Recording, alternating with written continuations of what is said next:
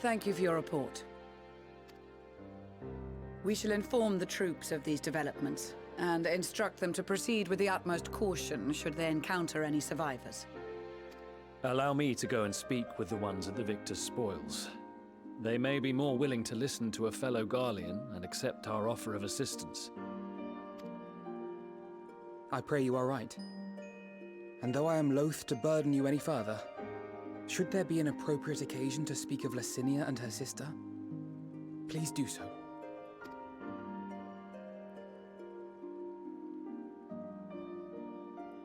I am sorry to have put you through this. My distress is nothing compared to their suffering. So tell me, what else have we learned?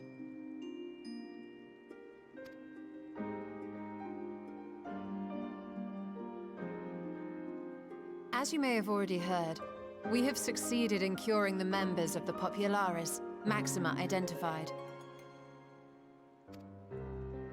They have provided us with some intriguing insights into the current state of Garlemald.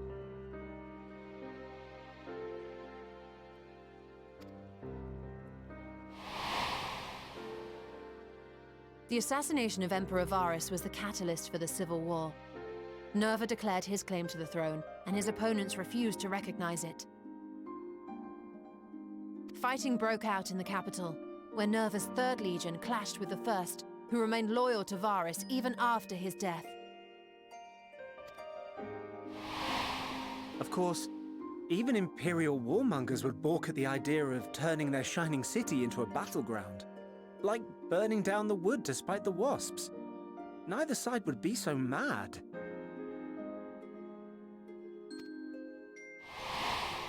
Unless something or someone inflamed their animosity to such an extent that they could not help but act against their better judgment.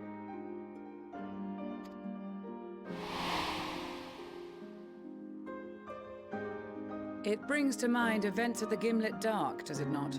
The Emperor's sudden withdrawal from the front lines, specifically. Nerva and his father, Titus, Varus's then political rival, took advantage of rumors that Crown Prince Zenos had been possessed by a demon.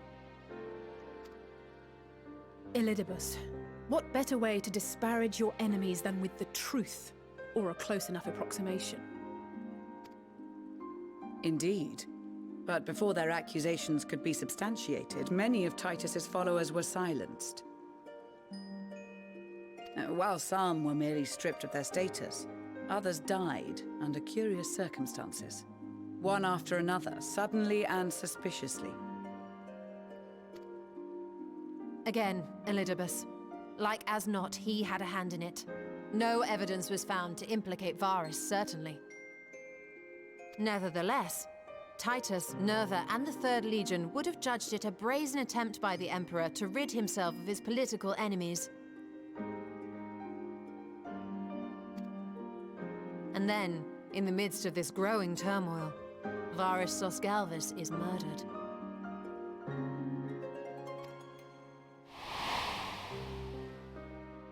And Garlemald's own prodigal son, Gaius van Belsar, is named the murderer. Shortly thereafter, Nerva claims the right of succession, and in response, the First Legion claims the assassination was part of a coup d'etat orchestrated by Titus and Nerva.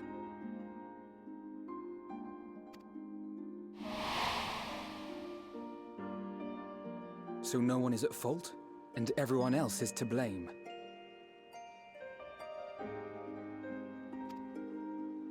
I should add that both parties received substantial financial backing, presumably to provide them with the means and encouragement to pursue a swift victory, and that these contributions came from the self-same benefactor.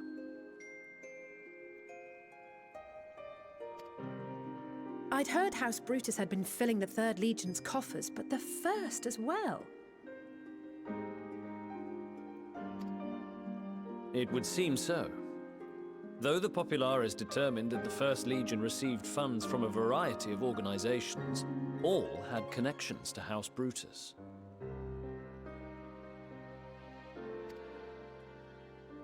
So Fandaniel, in the guise of Asahi, was playing both sides against each other the entire time. The information we gained from my friends does not end there.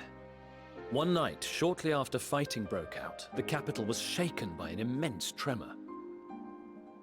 From that point onward, they have no memories, no recollection of any events, including our clash on the Magna Glaciers.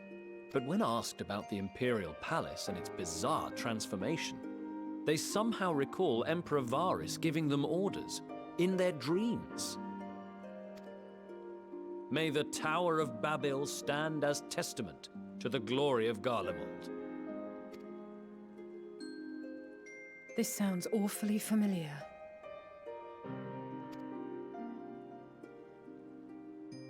We have something to show you all.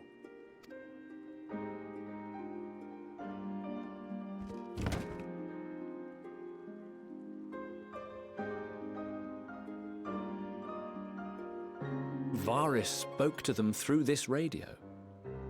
Perhaps it was a recording, but if not, that would be inexplicable.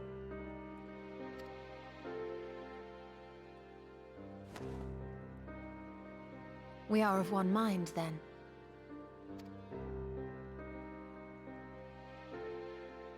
The ether that permeates the ore used in this device is almost identical to that of the talismans. I see it. While it is likely more by coincidence than design, these devices might also ward against a primal's influence. A picture is beginning to form. If the tremor felt throughout Garlemald was a wave of ether emitted by a primal, then while those within range would have been tempered, those huddled around a radio desperate for news concerning the Civil War would have been spared. No wonder Licinia kept it close. My friends, I must speak with you. A young man was caught trying to steal our supplies. He is a soldier of the Iron Men, we think, but one who has not been made thrall. Thankfully, Magni restrained him before blood was spilled. The stranger is outside, if you wish to ask him questions. I think we do.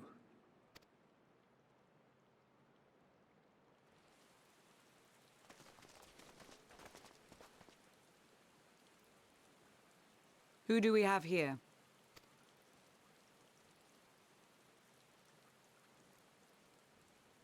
Garleans? Traitors to your homeland! Have you no shame?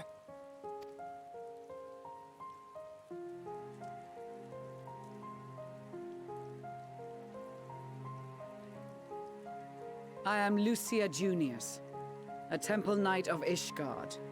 And you are? Julius Pier Norbanus. And that's all you invaders will get from me.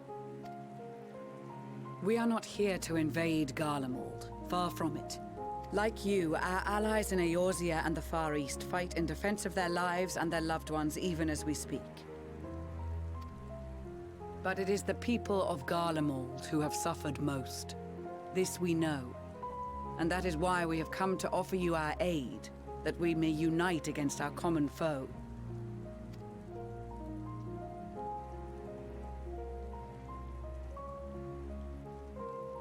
Whether you believe me or not, those are the facts.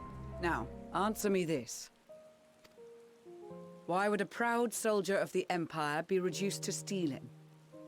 The situation must be dire indeed for you to go to such lengths. If it is supplies you seek, we would gladly share ours, or turn a blind eye while you leave with your spoils. I will not negotiate.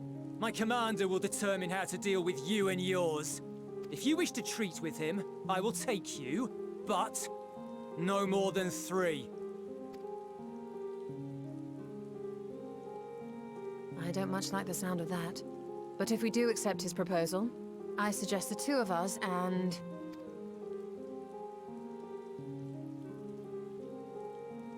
Please allow me and Alize to act as envoys.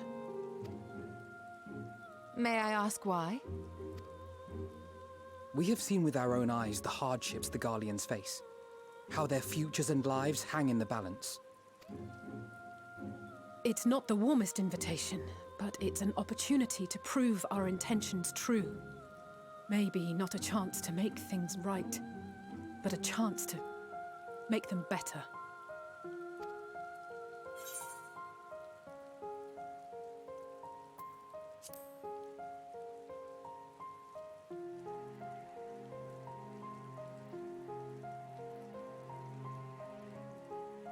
I can see that persuading you otherwise is a lost cause, but you will proceed with the utmost care.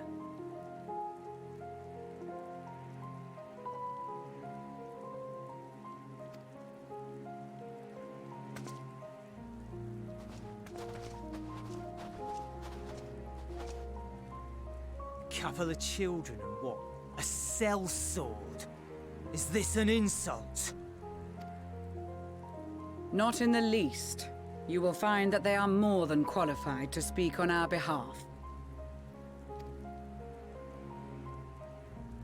There are many dangers on the road ahead. I will need that back.